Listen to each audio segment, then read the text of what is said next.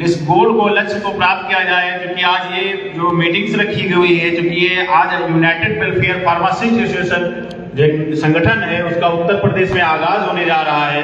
और आगाज जब होने ही जा रहा है तो मैं चाहूंगा कि इस आगाज की कड़ी में जो भी कमियां हों या जो भी सुझाव हैं, जो भी मार्गदर्शन है, वो आप लोगों से मिलता रहे। आदरणीय विजय कुमार सरोज जी, बहुत बहुत स्वागत है सर का आपका।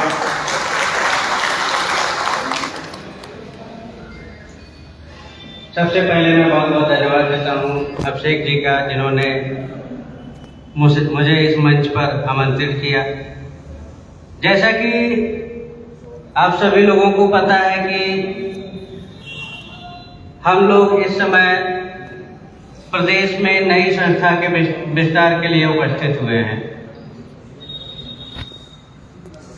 बहुत से लोगों को सारी चीजें जानकारी है, लेकिन बहुत से हमारे ऐसे भाई हैं,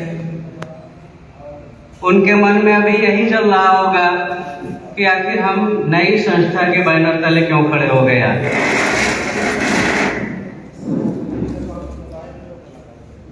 हमारे बीच में हमारे मुख्य अतिथि जी पधार रहे हैं, मैं चाहूंगा उनका भी थोड़ा सा हार्दिक स्वागत किया जाए। हमारे मुख्य अतिथि आदरणीय रिटायर्ड असिस्टेंट कमिश्नर आदरणीय रमाशंकर सर जी का आगमन हुआ है। मैं चाहूंगा इस सभागार में सर का तालियों के साथ में एक बार स्वागत हो जाए। बहुत बहुत स्वागत और अभिनंदन है सर आपका, बहुत बहुत स्वागत है सर।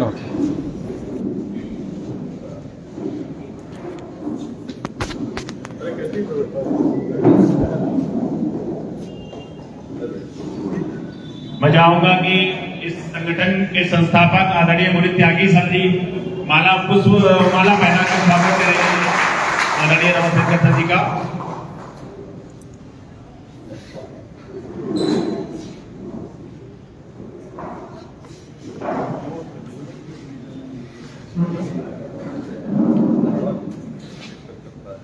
आज हम लोगों के बीच में ये जरूरत आ पड़ी कि हम लोगों को एक दूसरे संस्था का निर्माण करना पड़ गया। इसका रीजन आप सभी लोगों को पता है। कुछ लोग हैं ऐसे भाई जो नहीं जानते हैं, क्योंकि हम लोग भ्रष्टाचार को नहीं बर्दाश्त कर सकते। भ्रष्टाचार को ना तो हम लोग बढ़ावा देते हैं और ना ही हम लोग उसको बर्दाश्त कर सकते हैं। क्योंकि हम लोग माननीय अमित श्रीवास्तव जी के समय से फार्मासिस्ट फाउंडेशन के फाउंडर मेंबर में से हैं, तो शुरू से लेकर के अब तक जितनी लड़ाइयां लड़ी गई, हम लोगों का उसमें बहुत ही भागीदारी रही। तो कभी भी हमारे बेरोजगार भाइयों के लिए अगर कोई भ्रष्टाचार करता है तो हम लोगों के कलेजे से आग निकलती है। हमारे दिग्विजय भैया माननी किसी भी फार्मासिस्ट भाई के खिलाफ अगर कुछ होता है तो उनकी आंखों से हमेशा आंसू निकल जाते हैं, क्योंकि हम लोग ये नहीं चाहते कि किसी भी बेरोजगार फार्मासिस्ट भाई बहन का नुकसान हो या उसके साथ कोई छल कपट किया जाए। अगर आज हम लोगों के साथ छल कपट नहीं हुआ होता तो आज हम लोग पीसीआई कार्यालय लखनऊ में बैठे होते। आप सभी लोगों ने इतना जी तोड़ मेहनत किया, जमीन से लेकर के आप लोगों ने काम किया, चारों प्रत्याशियों के लिए आप लोगों ने जी तोड़ मेहनत किया, लेकिन रिजल्ट 0 हो गया। तमाम कमियां निकली। देखिए, हम सभी लोग एक परिवार में हैं, एक परिवार की तरह रहते हैं। तो परिवार में मुखिया भी होते हैं और कुछ बुजुर्ग लोग होते हैं, बुद्धिजीवी होते हैं। तो हम लोग तो एक परिवार की तरह काम कर रहे थे।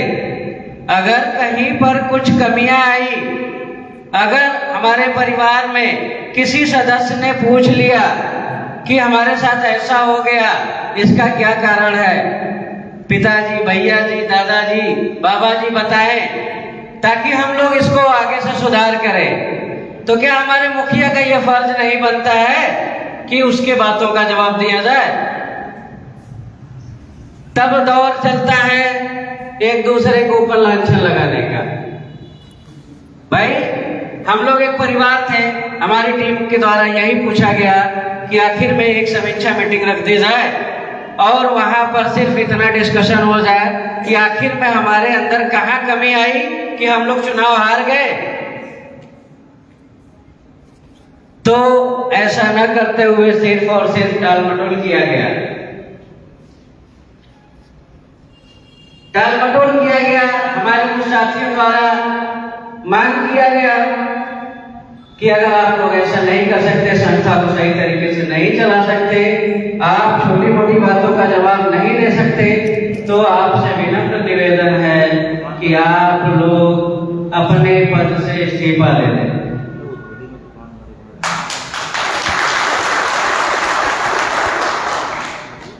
तो हमारे महामहिमों का जवाब क्या था?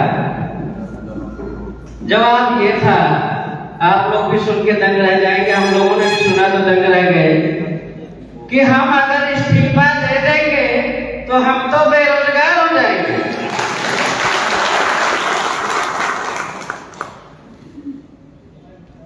इसका मतलब आप संस्था से रोजगार कर रहे हो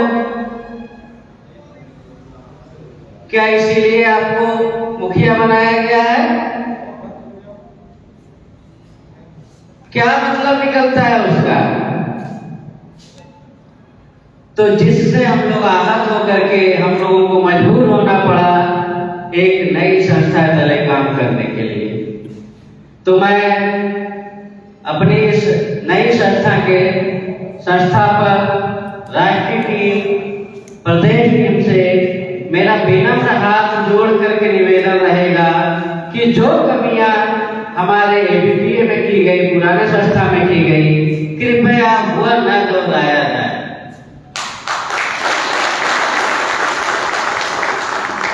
कभी भी कुछ भी हो, किसी भी जिले से कोई भी बात उठे तो एक छोटी सी मीटिंग रख करके आपसी बात विवाद कर उसको सुलझाने का प्रयास किया जाए, न कि एक छत्र राज्य स्थापित करने की कोशिश की जाए। मैं इतना ही विनम्र निवेदन करूंगा और इस संस्था के विकास के लिए हम सभी लोग कड़ी मेहनत करेंगे। जैसे हम लोगों ने फार्मासिस्ट फाउंडेशन को डेवलप किया, एबीपीओ को डेवलप किया, वैसे ही हम लोग यूनाइटेड वेलफेयर फार्मासिस्ट एसोसिएशन को भी ऊंचाइयों तक ले जाएंगे। उसका रीजन है, मैं ये दावे से कह सकता हूं, क्योंकि हमारे सारे फाउंडर मेंबर हमारे साथ हैं।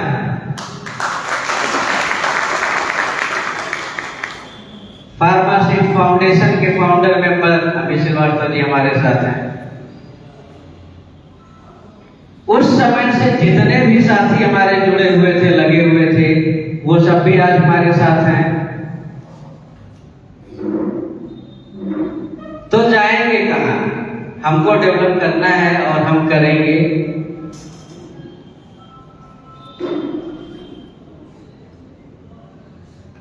क्योंकि हम लोगों को अपने बेरोजगार भाइयों के हित के लिए लड़ाई लड़नी है, न कि हमको संस्था से रोजगार करना है।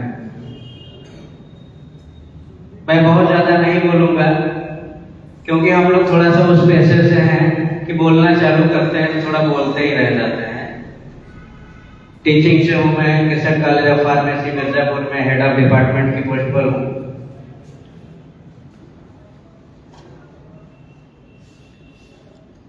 आज लोग राष्ट्रीय अध्यक्ष, राष्ट्रीय उपाध्यक्ष, प्रदेश अध्यक्ष बनते हैं, अपना दिन भूल गए। फैजाबाद की पहली मीटिंग पदाधिकारी के नाम पर सिर्फ 3 लोग थे। ब्रजेश सिंह, 2 लोग और थे, नाम मुझे नहीं याद आ रहा है। 4 कॉलेज के बच्चों को लेकर के हमने उनकी मीटिंग को, उनकी रैली को बहुत ही व्यापक तौर पर कंप्लीट कराया था। उस समय मैं गोंडा में वर्किंग पर था, तो KRS college, Nandini Nagar, AND और भवदिया कॉलेज, 4 कॉलेज को लेकर के हम लोगों ने कंप्लीट कराया था। लेकिन कहने को राष्ट्रीय अध्यक्ष जी हैं, कहना नहीं चाहिए। हमारे भी राष्ट्रीय अध्यक्ष हम लोगों के भी बैनर तले बन रहे हैं। हमारा थोड़ा सा आग्रह भी रहेगा सब लोगों से, थोड़ा सा मैं डायरेक्ट में ही बोल देता हूँ। तो हमारे जैसे राष्ट्रीय अध्यक्ष थे वैसे राष्ट्रीय अध्यक्ष न थे हो, एटलीस्ट वे ऑफ टॉकिंग, किसको क्या बोलना है, कैसे बोलना है, ये सारी चीजें बहुत ज्यादा मायने रखती हैं। क्योंकि हमारी संस्था जब है तो उसमें डिफरेंट लोग रहेंगे और हम उस संस्था का विस्तार करेंगे, तो टीचर्स लॉबी, स्टूडेंट लॉबी, बेरोजगार फार्मासिस्ट, सभी को लेकर के चलेंगे। हम लोगों के माइंड में एक ग्राफ बना हुआ है कि हमको कैसे काम करना है। ऐसा नहीं है कि चुनाव था, चुनाव आया और हमने 4 प्रत्याशी खड़े कर दिए और चारों प्रत्याशियों को हमने चुनाव लड़ाया, तो इसका नहीं मतलब कि हम ही हो गए, हम ही हैं जो चुनाव लड़ाया 4 प्रत्याशियों को। आप राष्ट्रीय अध्यक्ष हैं तो राष्ट्रीय अध्यक्ष की तरह आप अपनी भूमिका निभाइए। आज के डेट में हमारे चारों प्रत्याशियों का बहुत ज्यादा नुकसान हुआ है। अगर हमारे राष्ट्रीय अध्यक्ष चाहते उस समय के तो इतना नुकसान नहीं होता। सिर्फ प्रत्याशी को का नाम घोषित करके चुनाव लड़ा देना ही आपका बैनर तले राष्ट्रीय अध्यक्ष नहीं कहलाएगा। क्या किया आपने? प्रत्याशियों, हर जिले में मीटिंग ऑर्गेनाइज हुई, प्रत्याशी वहां गए मीटिंग अटेंड करने, उस मीटिंग का खर्च भी प्रत्याशियों को देना पड़ा। किस बात के राष्ट्रीय अध्यक्ष? क्या वो जिला एक मीटिंग ऑर्गेनाइज करने के लिए सक्षम नहीं है? ऐसा होना चाहिए कि कम से कम एक छोटी मीटिंग ऑर्गेनाइज हो रही जिस जिले में, वो जिला हमारा उतना सक्षम होना चाहिए कि एक मीटिंग करवा दे। अगर वो सक्षम नहीं है तो हमारा राष्ट्रीय टीम या प्रदेश टीम जो है उसमें हस्तक्षेप करे। ये नहीं होता है कि आप प्रत्याशी अपना भी इन्वेस्टमेंट करे और जहां मीटिंग अटेंड करने जाए वहां भी। तो इन सब सारी चीजों को देखते हुए मैं ज्यादा नहीं, मैं अपनी बाड़ी में यही विराम देता हूँ। धन्यवाद। जय फार्मेसी, जय फार्मेसी।